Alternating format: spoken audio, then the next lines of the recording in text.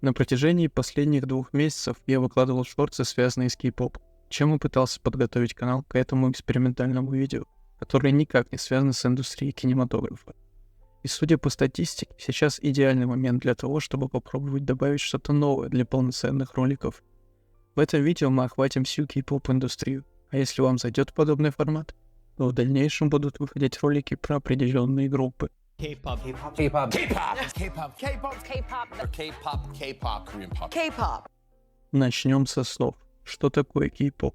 Кей-поп или корейский поп — это всемирно популярный, ориентированный на эстетику, изменяющий стиль, задающий тренды музыкального жанра 21 века, зародившийся в Южной Корее. Кей-поп черпает влияние из целого ряда жанров, таких как поп, рок, хип-хоп, R&B, электроника, танцы. Разнообразие влияний настолько велико, что вы найдете кей-поп-группу или исполнителя на любой вкус. Есть массовые женские группы, такие как Girls' Generation, которые выпускают простые поп-хиты. Но если вам нравится поп-музыка с рэп-брейками, вдохновленная быстрыми лирическими стилями Ники Минаж, то вам точно понравится Blackpink. Если же вам по вкусу больше подходит альт, то тогда отлично подойдет эмо-группа FT Island.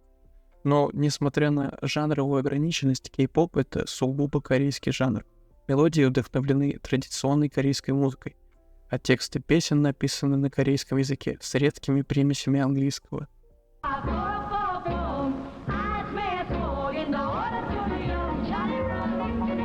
Корейская поп-культура и культура айдолов могут показаться относительно чем-то новым, однако это не так. Жанр начался с сестер Ким в 50-х годах прошлого века.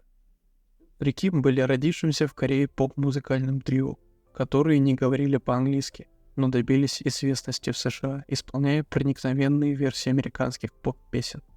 Подобно сегодняшним звездам кей-поп, сестры Ким были необычайно талантливы и имели безупречный стиль. Во время Корейской войны они поразили джиз своими выступлениями, и как только сестры Ким прибыли в США, они появились на шоу Эда Салливана 22 раза. Сестры Ким были первыми корейскими певцами, чья песня попала в чарт Billboard. И благодаря этим успехам они считаются первой южнокорейской музыкальной группой, добившейся успеха в США. Сестры Ким стали иконами корейской культуры и заложили основу для современных суперзвезд кей-поп.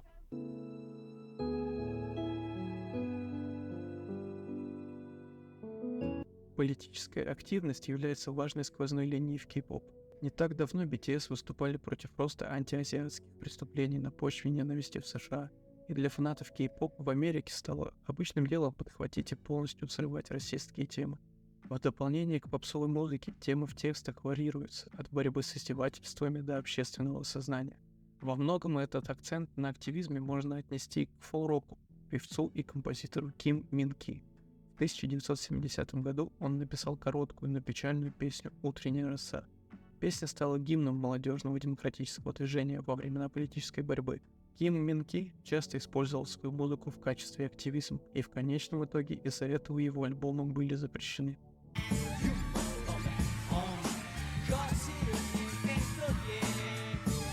Seo Taiji and Boys — первая группа, которая напоминает сегодняшнюю кей-поп музыку и имеет гигантскую фан-базу. Seo Taiji and Boys произвели революцию в корейской музыке, объединив ее с популярной американской музыкой. Они объединили новый музыкальный бренд с хип-хоп хореографией. Так и родился кей-поп. Seo Taiji and Boys были первой в истории кей-поп группой. Их трио состояло из Соу Тайджи, Ян Хин Сока и Лин Джуна. Хоть у исполнителей и не задалось во время их первого телевизионного выступления на шоу талантов в 1992 году, они получили самую низкую оценку жюри. Но это не имело значения. Фанаты услышали достаточно, чтобы продвинуть их к славе, просто основываясь на песне, которую они исполнили во время шоу.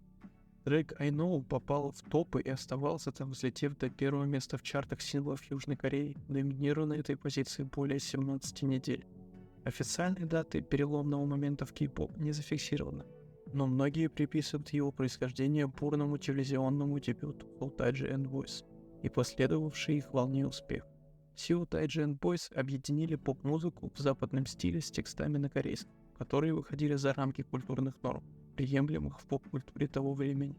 Большая часть ранней поп-музыки Южной Кореи имела отчетливые американские и японские влияния, и множество артистов исполняли музыку жанра трот, или же мелодии, заимствованные из американских и британских народных песен с текстами на корейском языке, которые по большей части содержали тексты, выступавшие против колониальных властей страны. В сочетании с балладами и более медленной музыкой в стиле кантри это был по сути статус-кво того времени. Внедрение хип-хопа и нью-джек свинг Soul Daddy and Boys ознаменовало поворотный момент в жанре из-за готовности нарушить традицию. Их звучание отличалось зазубренностью, и поэтому их популярность в Южной Корее открыла для них множество дверей, а также послужило поводом возникновения ряда групп, стремившихся извлечь выгоду из их успеха. После появления множества подражателей всем стало понятно, что это было вызвано желанием индустрии к созданию чего-то большего и к тому, что в конечном итоге превратилось бы в культуру айдолов, о которой сейчас известно всему миру.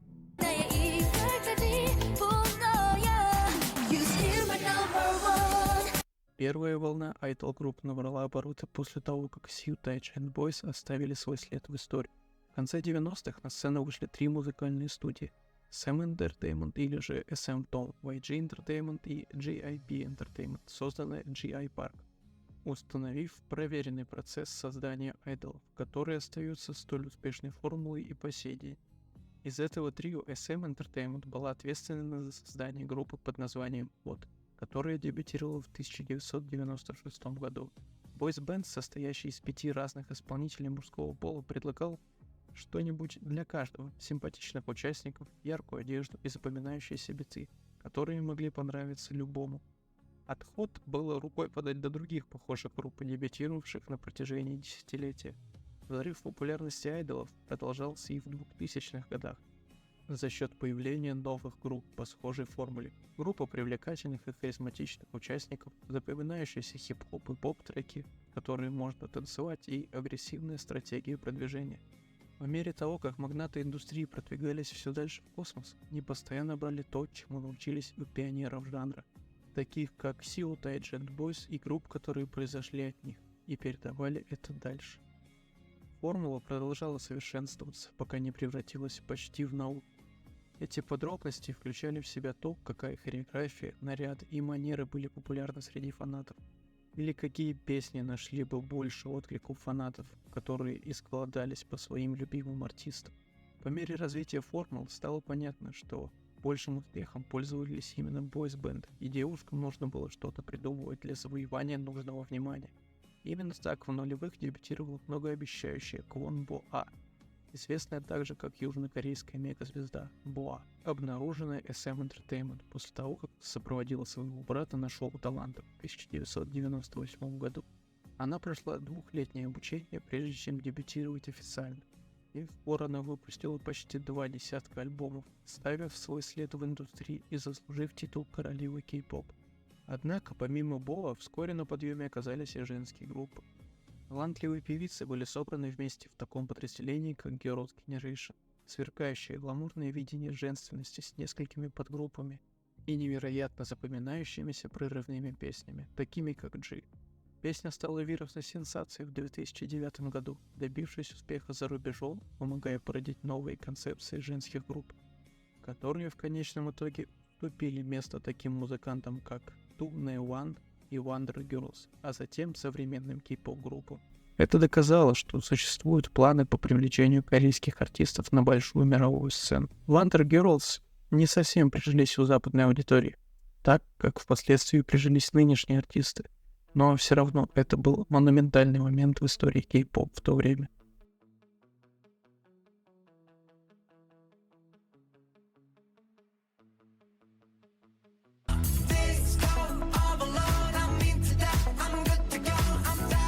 Кей-поп-группы, которые доминируют в чартах сегодня, относятся к третьему поколению. BTS, Stray Kids и Blackpink, также многие другие захватили музыкальный мир без признаков остановки.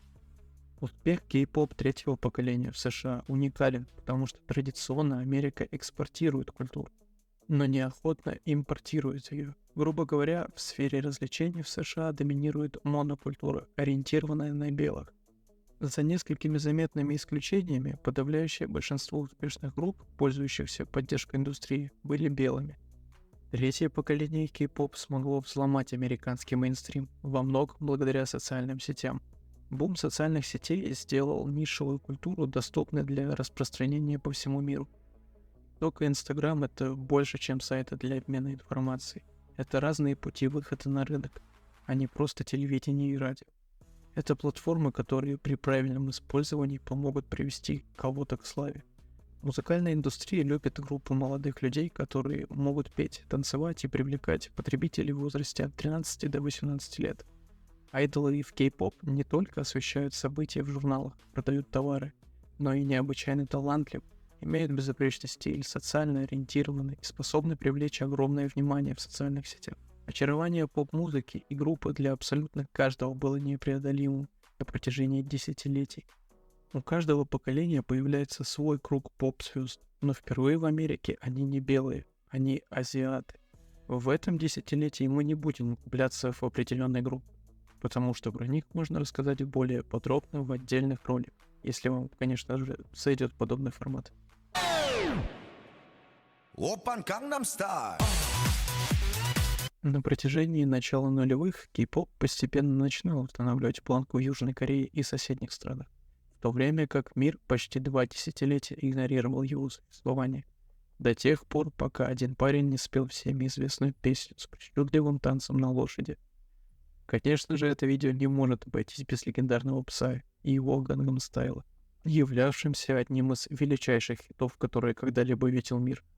Успех Psy не только показал миру, какой мощью обладает корейский музыкальный рынок, и как мало людей волнует язык, на котором поются в песне, но и то, что можно навязать и создать что-то совершенно новое и добиться успеха, не копируя ранее существовавшие форматы. Psy не являлся корейнизированной версией американской поп-звезды, он был просто Psy. Привлекательность кей-поп была проста, но ее было трудно воспроизвести. Танцы во время пения не совсем новы в музыке.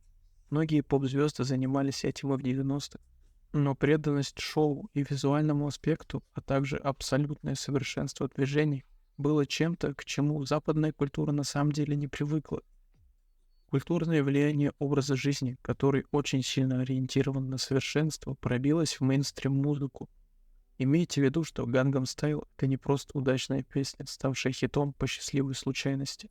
Это чрезвычайно хорошо проработанная поп-песня, отшлифованная и спродюсированная умными людьми и изготовленная так, чтобы засесть у вас в голове с первого ее прослушивания.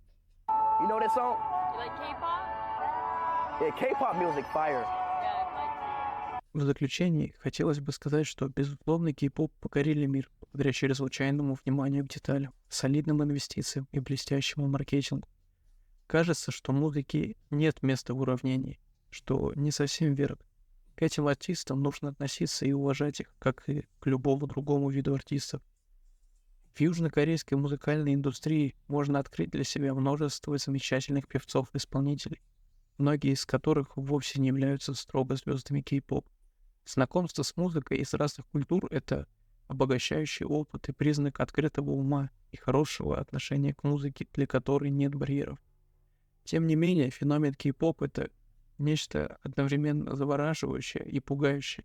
Сияющий свет славы и красочное представление этого жанра могут кому-то показаться слишком сфабрикованными, в то время как бесспорно шаткая ситуация с рабскими контрактами и нездоровым режимом тренировок бросает тень на всю индустрию и оставляет нас с некоторыми важными вопросами.